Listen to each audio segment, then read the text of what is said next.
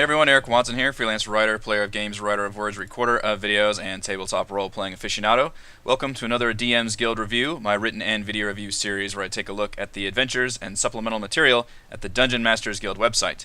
With this video, I'll be reviewing the DM's Guild mini adventure compilation, Noticeboard 42 Quests for Waterdeep and Skullport, designed by Christian Eichhorn for Dungeons & Dragons 5th edition. A review copy has been provided for the purposes of this review. If you enjoy my videos, consider supporting me via patreon.com/roguewatson. Shout out to my platinum patrons Andrew, Brian, Richard, and Joe, and gold patrons RPG Papercrafts, Charm Grenade, Pretty Boy and Yuma, and Marcos, David, Vicente, Gilberto. Thank you all for your support. So with the release of Waterdeep Dragon Heist, followed quickly by the release of Waterdeep Dungeon of the Mad Mage, we are in need of some urban-based adventures. There's plenty of side quest material in those adventures, particularly the first one, which is more about, that's Dragon Heist, which is actually about exploring Waterdeep completely, whereas Mad Mage, not so much, except for Skullport, which this product does include. So what we have here is a collection of really basic story seeds. These are not full-blown adventures. They are basically just single paragraphs. So a notice board is something you'd find in a lot of RPGs and video games where you would get a lot of side quests from that begin other quests. So it's literally like townsfolk asking people for help, hiring people to do whatever kind of job. Which is a lot of, where you get a lot of your side quests from in any kind of urban environment. So it's a really clever idea. And as I said, these are not big full-blown quests, but they can lead to big full-blown quests. That information is just not necessarily provided here. But what is provided is a large, very welcoming variety of quests that include all manner of tasks and neat things to do in and around Waterdeep, as well as there are several for Skullport, which is, I believe, between the 3rd and 4th level of Undermountain, and it's kind of can become like a forward base of operations in the Dungeon of the Mad Mage campaign. So let's take a look at Waterdeep Noticeboards,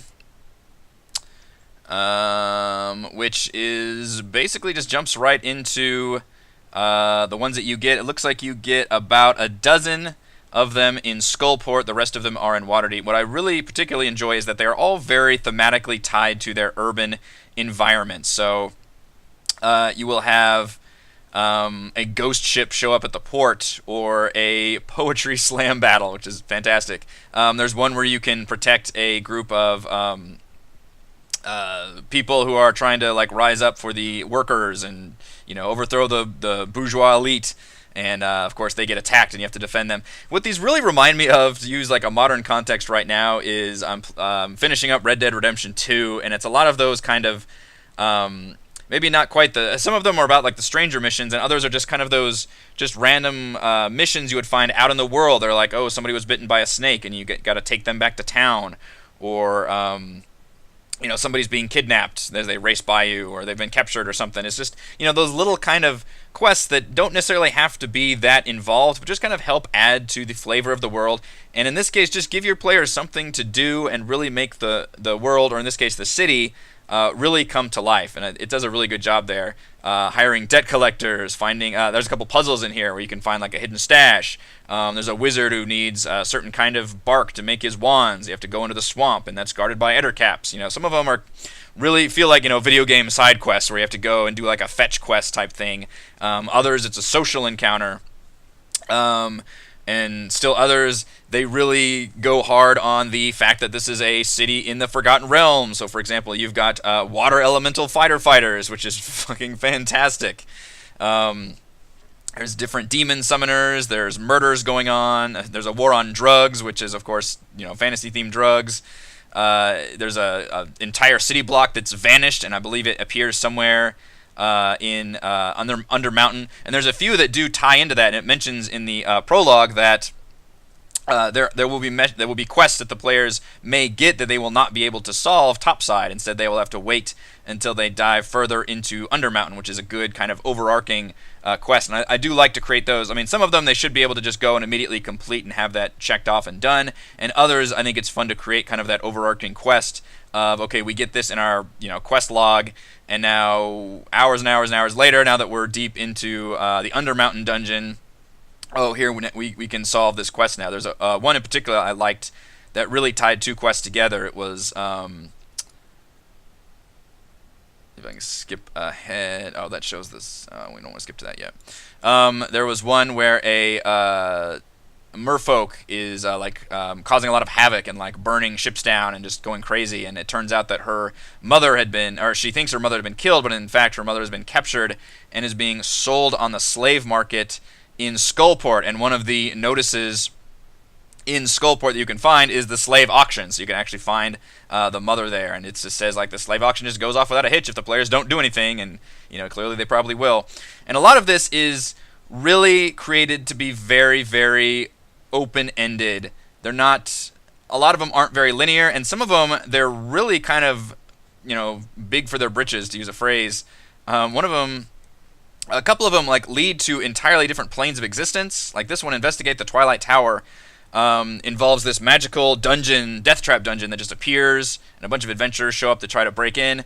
And it's really written like a character inspects the stonework, feel the bricks are not truly solid. Inside the tower, countless traps slaughter the invaders and impede the characters. Like that one sentence describes like an entire dungeon. The survivors of the initial push into the tower soon withdraw. It becomes clear it's a little death trap. After the characters reach the top, they must confront a shadow dancer who guards a portal to the Shadowfell. That is a big fucking deal for like a few sentences. So some of these I really raised my eyebrow on. Where are we going with these notice board quests? Some of them are extremely involved and could lead even to way bigger campaigns. That's not a complaint necessarily. That's not probably what I would personally want to have for notice board quests. When I think of notice board quests, I want I really kind of do want just simple fetch quests and social encounters and dialogue, like maybe some kind of meeting in an alley, but create kind of just simple one-off encounters. So I almost wish maybe there was less quantity here and just a little bit more. If each one was just expanded a little further to give a little more information. Some of them they work fine with just the single paragraph. There's this one here, Hidden Stash, that works really well. It's just a code of random letters, and it turns out it's a reverse alphabet, so B is a Y. I believe there's a famous King's Quest puzzle that does that as well. It was really challenging. We have to sit there and transcribe all the letters and see what the message is, and then it tells you where to go to get a valuable stash. And that's just a really cool one-off thing that they can get. Although it mentions here that the gem they get the city guard can track it, and also that was meant for another recipient of a criminal, so now they can get together. So that leads to another thing. But like Halifax's Wand Hires down here is the one where you go to the swamp.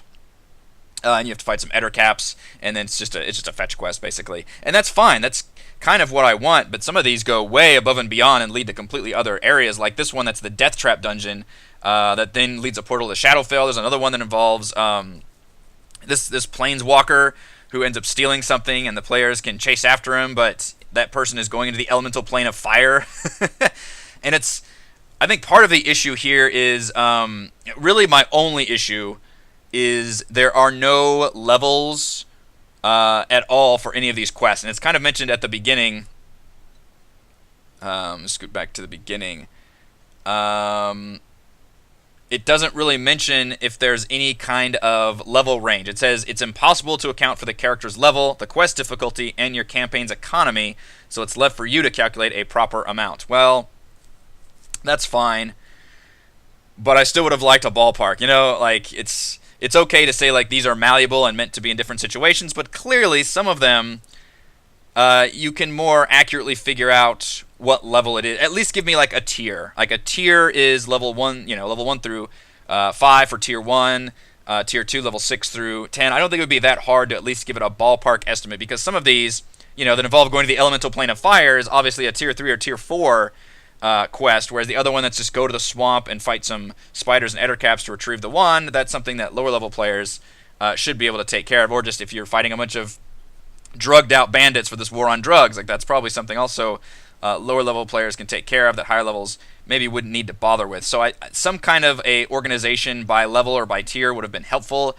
Not including rewards for the most part. Some of them do have rewards, but is fine. You can just say like appropriate to the level, blah blah blah. But a level range would have been vastly appreciated here. But otherwise, I really enjoy the content here. As I mentioned, there's a lot of really fun thematic things happening that have to do with not only an urban adventure, but even specifically Waterdeep. So in this case, like diplomatic incident, the flag from the embassy of the Luskan embassy has gone missing, and that's a great cause for concern because apparently Luskan and Waterdeep are not on good terms, and it turns out it's just a bunch of drunks that just kind of stole the flag, and that's another good way, an example of how the designer uses basically just real world shit from our world and just includes that in a fantasy setting, which is something I always love to see because it's obviously very applicable.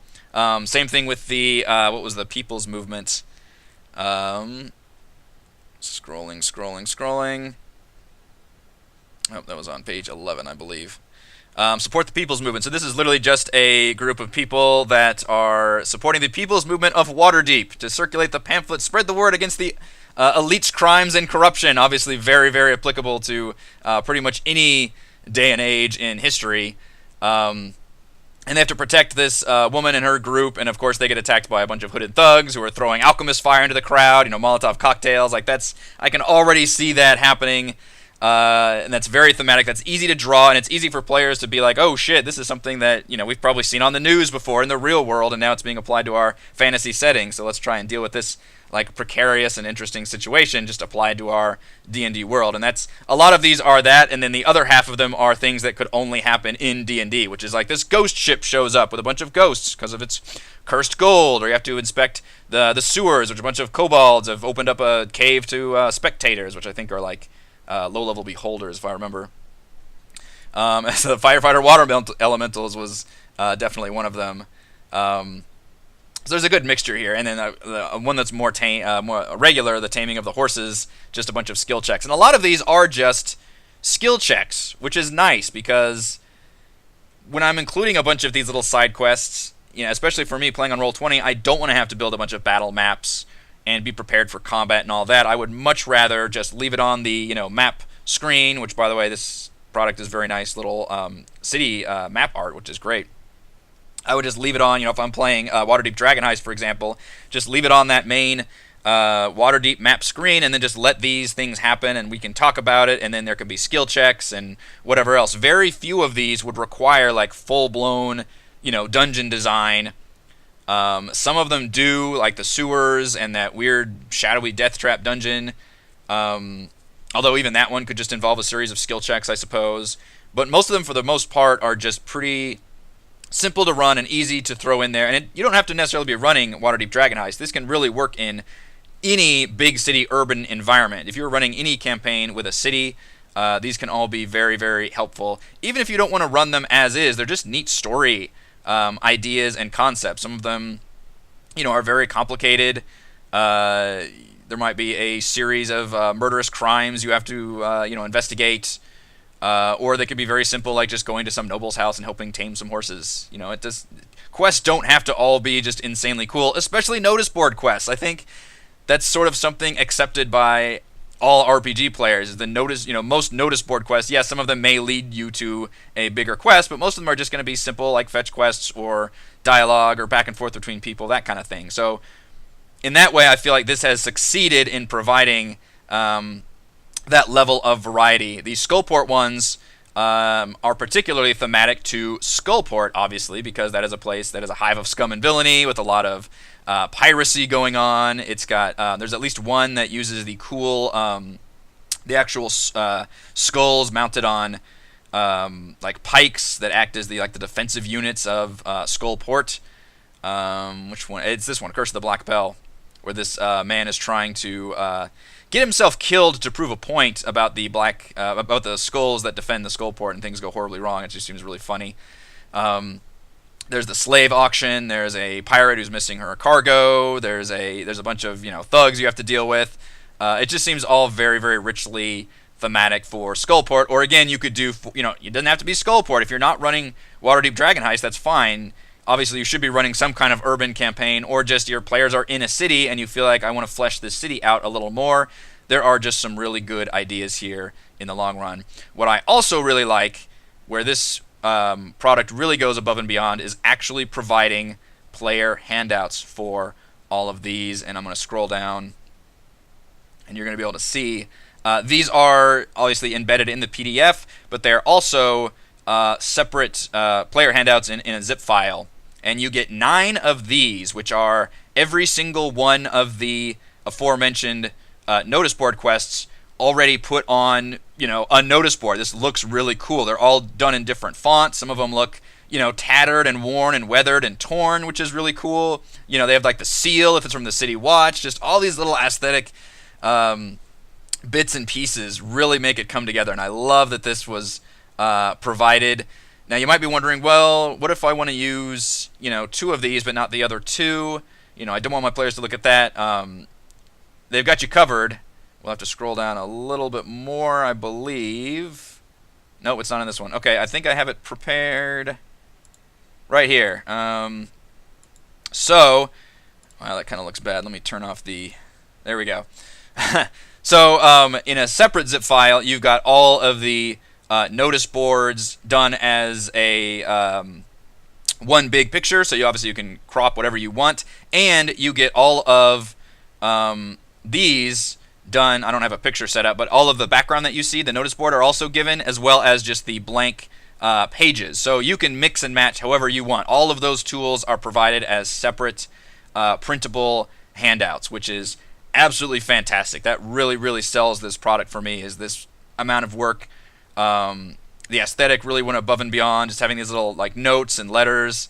They're all done in like different fonts, and just, that's so good. I really like seeing that. So that's a huge thumbs up from me, and lets me, like, really motivates me to actually use some of these quests as written, where normally you might go through and, just get the good ideas. But this really motivates, like, oh man, these are so well done. I love it. All right, let's go over my pros and cons for notice boards. Pros: there are over 40 interesting story seeds that range from simple fetch quests to potentially spinning off into entirely new campaigns. I enjoy the variety, despite the fact that some of them definitely needed more information in there, because it's just like a few sentences describes like a whole bunch of shit going on. I'm like, oh boy. But that's also kind of the idea here. They're just meant to be story seeds and not necessarily just full-blown mini adventures.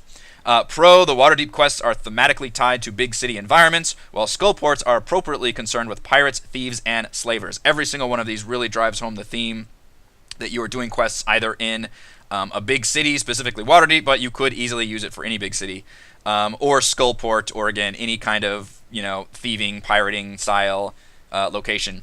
And of course, Pro includes 9 player handouts, each containing 4 to 5 quests in a fun notice board aesthetic, as well as blank templates and single notes to mix and match however you want.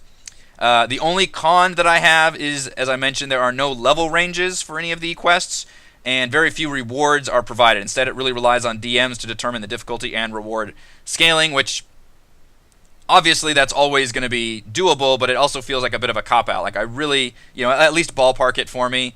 Yes, I can look at that and go, okay, well, this deals with bandits, so I'm guessing it's a low-level quest, but it'd be helpful just if it's organized and described as, okay, here are the suggested Tier 1 adventures, here's the Tier 2 adventures.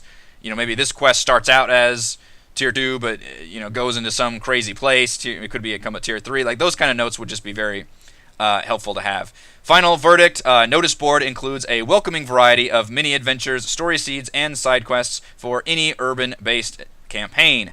Thank you for watching this video review. You can see my written review at roguewatson.com. You can support my work at patreon.com/roguewatson, and you can follow our own D&D adventures here on my YouTube channel. Thank you.